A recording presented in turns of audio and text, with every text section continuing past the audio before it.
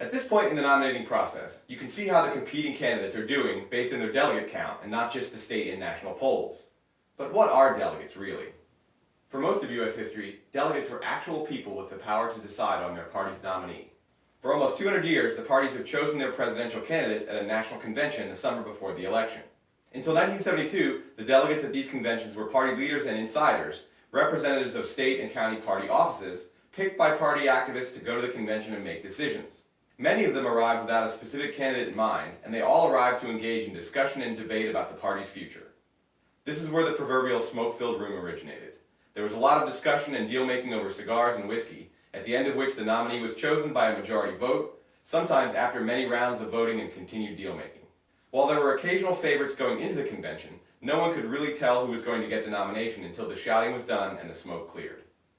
Delegates have played a very different role in the nominating process since 1972. Now delegates are pledged in advance to specific candidates, and while delegates are still actual human beings who will go to the national convention this summer, they function as points that the candidates are racking up on their way to a majority. So winning delegates is like scoring a touchdown or making a basket or hitting a home run. They add points to your score.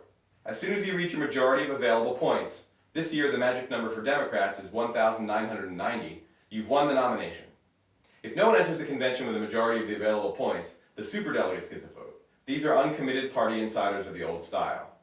If there's still no nominee, pledged delegates can begin making deals and voting for any candidate they choose.